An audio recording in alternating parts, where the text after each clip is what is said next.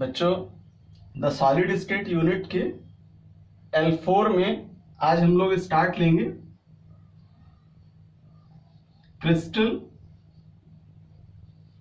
And crystal system.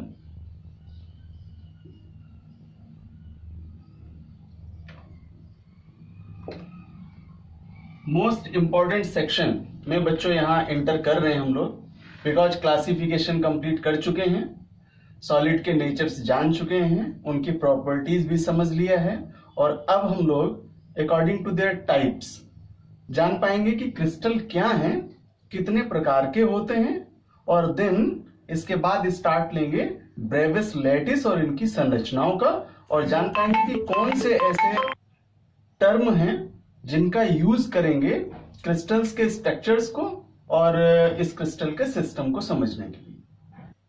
So first we discussed about the forming of crystal.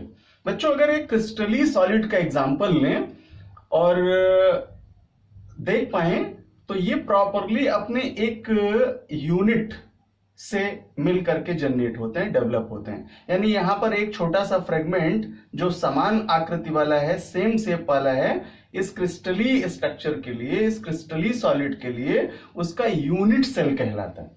तो बच्चों aggregation of a unit cell make the structure of a crystal. Then we goes on the criteria of intersection and then discussed about the properties and structure of this solid.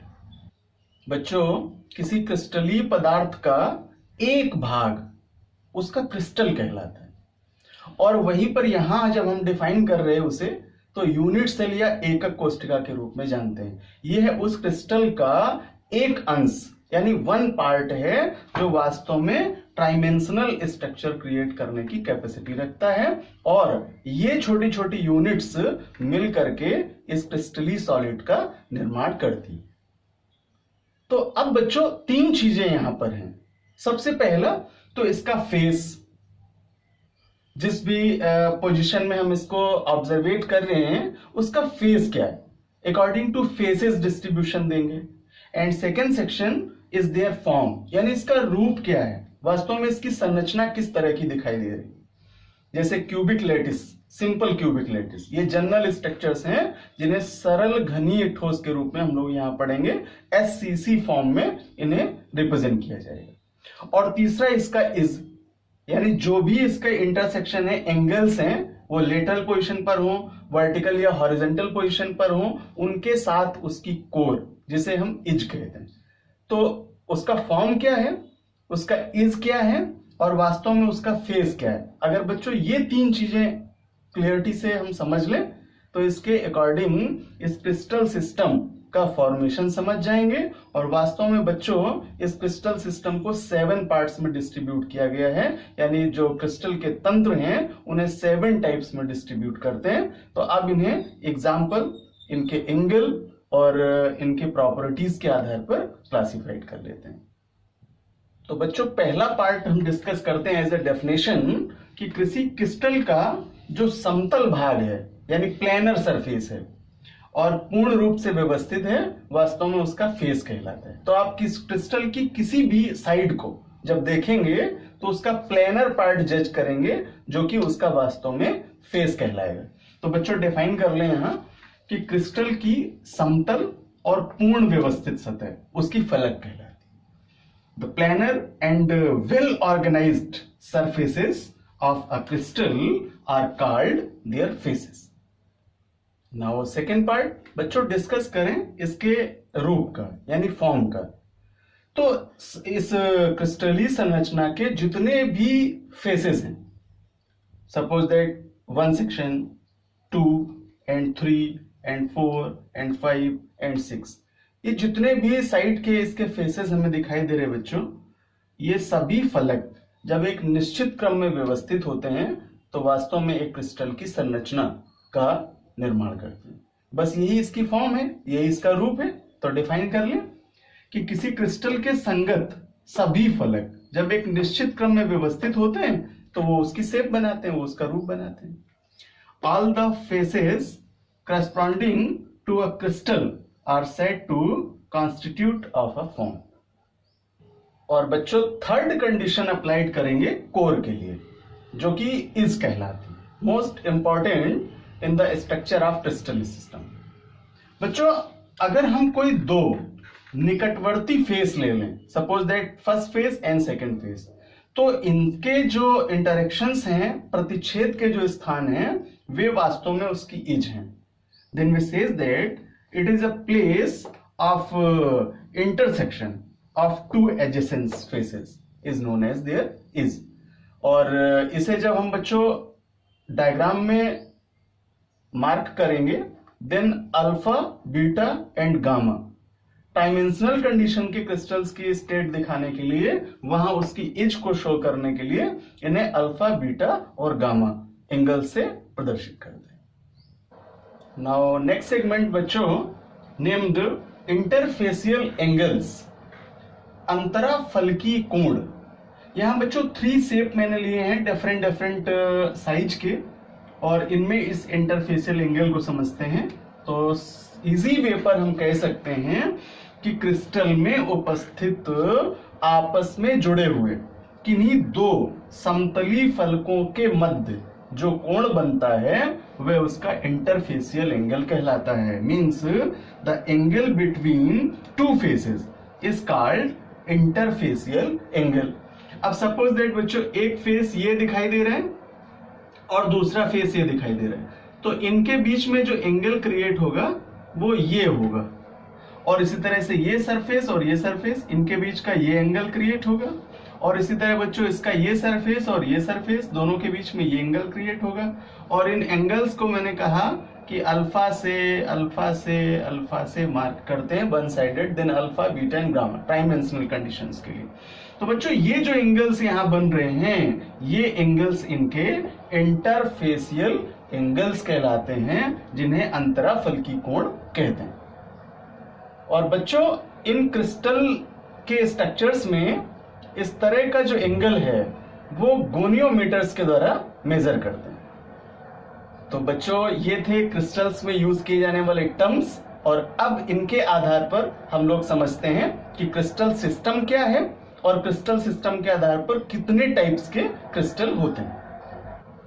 तो बच्चों चलते हैं crystal system को समझने, और इसके लिए जो पैरामीटर्स अभी हम लोगों ने यूज किए क्रिस्टल के स्ट्रक्चर को समझने के लिए, देन उन पैरामीटर्स के आधार पर इस क्रिस्टल सिस्टम को 7 पार्ट्स में क्लासिफाइड करते हैं। तो ये 7 टाइप क्या हैं और कौन कौन से नामों से जाने जाते हैं, किस प्रकार की शेप वाले होते हैं, मीन्स इनकी संरचनाएं कैसे होती हैं, और इनके एंगल्स का क्या रिलेशन है, और कौन कौन से ऐसे क्रिस्टल्स हैं जिनके एग्जांपल्स उनको फॉलो करते हैं। तो इन सभी टर्म को टेबलाइज करके हम लोग समझ लेते हैं कि ये 7 टाइप क्रिस्टल के कौन कौन से। तो बच्चों इस 7 टाइप के क्रिस्टल सिस्टम के लिए इस टेबल में इनके सिम्टम समझते हैं क्या क्या होंगे। यहाँ टोटल टाइप्स दूंगा सीरियल नंबर में, और यहाँ क्रिस्टल सिस्टम को प्रॉपरली क्या कहते हैं, means name of crystal system होगा। देन प्रिमिटिव और एक्सियल डिस्टेंस, क्या उनकी अच्छी दूरियां हैं उनको मेजर करेंगे, और यहाँ इंटरफेसियल एंगल का वैल्यू क्या है, यानी अंतराफलकी कोण का मान क्या है, और लास्ट में जानेंगे कि कौन से ऐसे केमिकल्स क्रिस्टल हैं जो वास्तव में उस प्रकार के विशेष क्रिस्टल के रूप में, एग्जाम्पल के रूप में जाने जाते हैं। तो आइए स्टार्ट लेते हैं। सबसे पहले क्रिस्टल निकाय को जानते हैं जिसे बोलते हैं क्यूबिक क्रिस्टल सिस्टम। तो बच्चों इस स्ट्रक्चर में देख पाते हैं कि क्यूबिक क्रिस्टल सिस्टम का स्ट्रक्चर वास्तव में इस रूप में दिखाई देता है, और यहां अगर हम इनके प्रॉपर इसकी कंपेयर करें, देन पाते हैं कि A, B and C are equal. So we says that the distance between A to B and B to C equals to same. So finally we says that A equals to B equals to C. अर्थात बच्चों इनकी सभी भुजाओं की जो दूरियां हैं, जो डिस्टेंस है, वो सिमिलर होगा, एक समान होगा। और देन बच्चों पैरामीटर यूज करें फॉर इंटरफेसियल एंगल के लिए। तो देखिए बच्चों एक एंगल फॉर्मेशन ये है, दूसरा एंगल फॉर्मेशन ये है, and then third is this.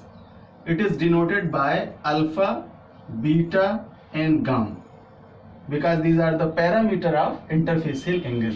तो बच्चों यहाँ ABC इन 3 आर्म्स के लिए जो कंडीशन ऑफ एंगल है वो alpha equals to beta equals to gamma equals to 90 degree.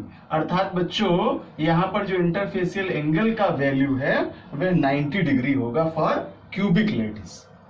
और mostly solid crystals cubic types के स्ट्रक्चर को फॉलो करते हैं। देन इसके कुछ अच्छे एग्जांपल्स यहाँ लिए हैं मैंने।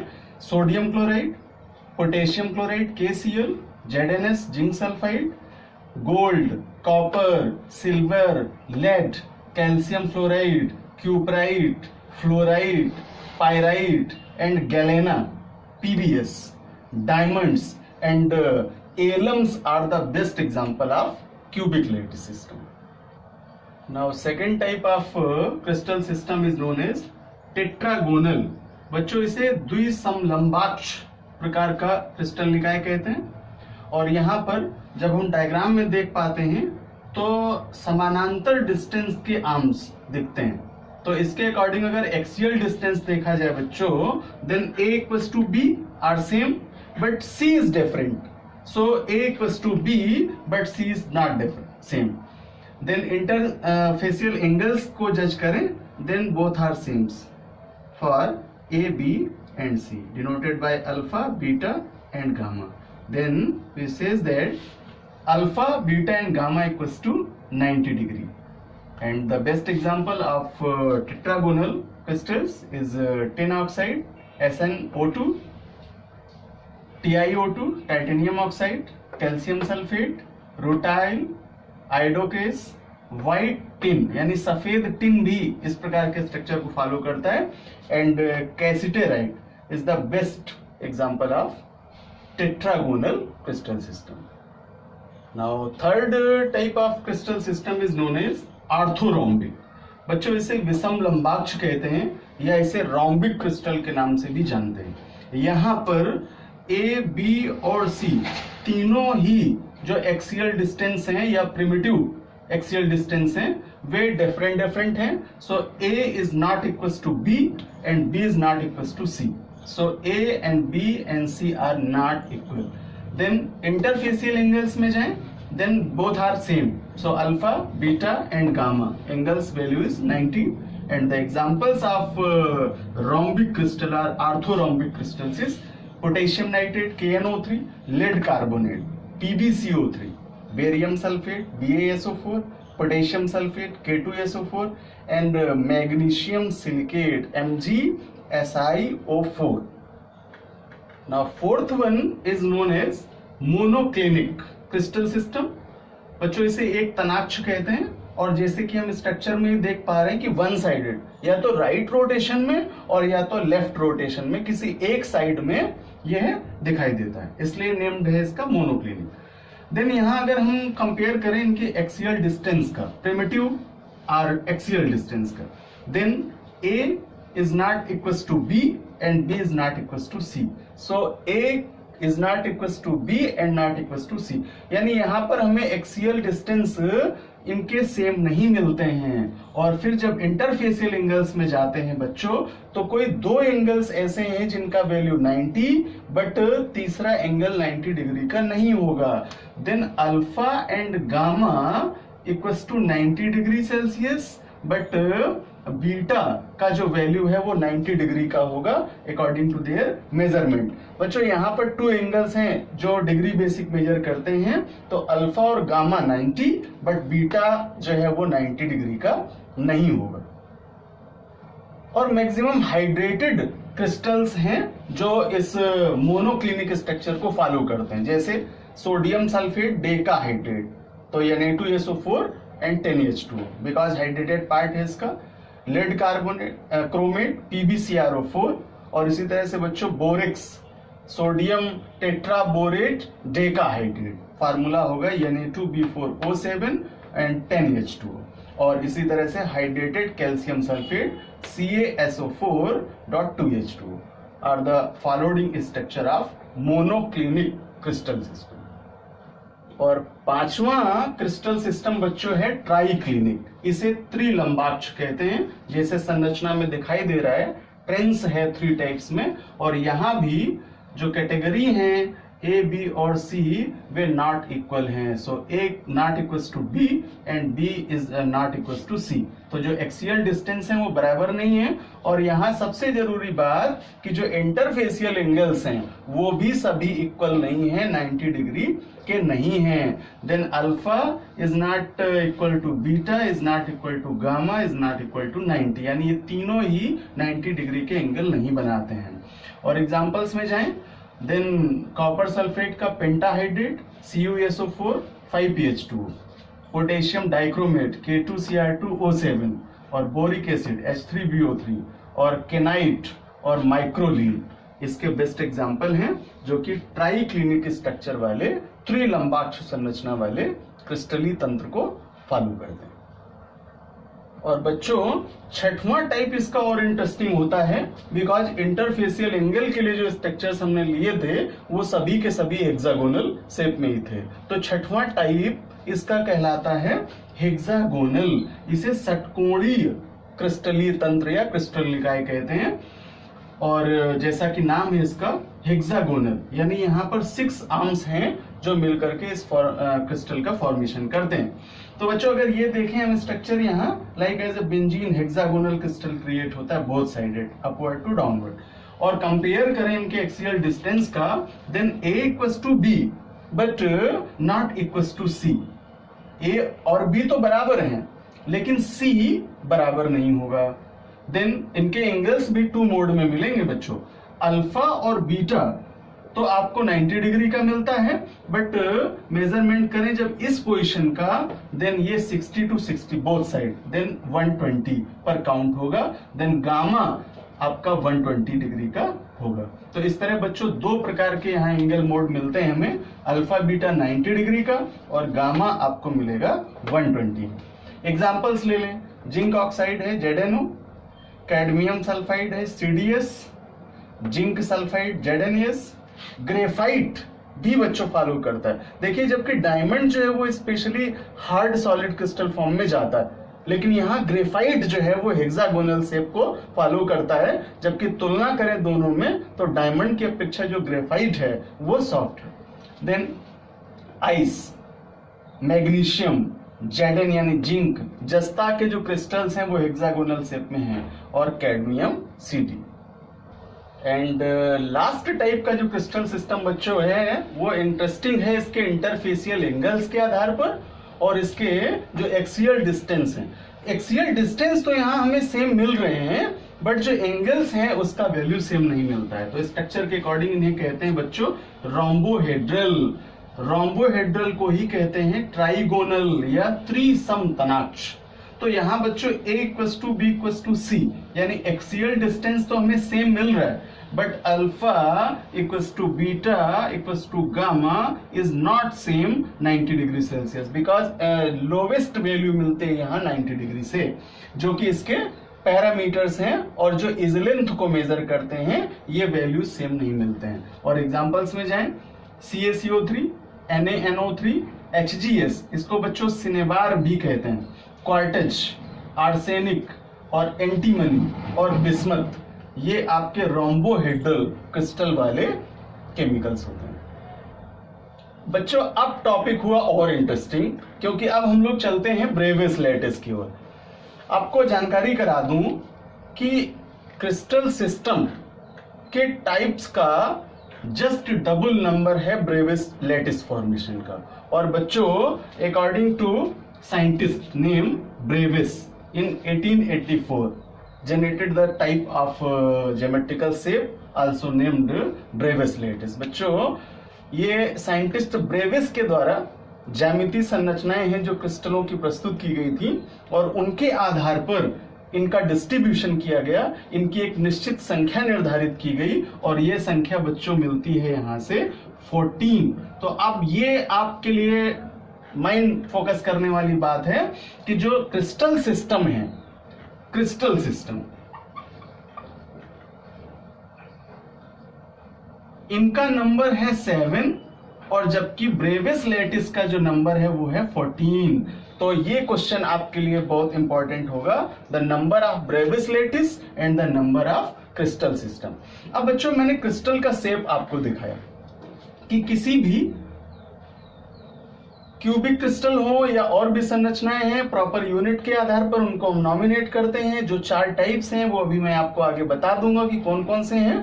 उन सभी की अगर हम स्ट्रक्चर्स को लें तो उस आधार पर जो क्रिस्टल सिस्टम है जिनको नॉमिनेट किया अभी अभी हम लोगों ने 7 टाइप्स में, वो ज्योमेट्री इन 14 कैटेगरी को फॉलो करती है। अब यहां जब हम फॉर्मेशन में चलते हैं तो बच्चों अगर हम इस सरफेस का यानी इस फेस का अगर एग्जांपल ले लें तो यहां देख पाते हैं कि एक स्क्वायर जितना भी ये पार्ट है प्रॉपर इस क्रिस्टल के लिए ये इसकी यूनिट सेल है, बिकॉज ये सेम स्ट्रक्चर्स में हमें यहां पर दिखाई देती।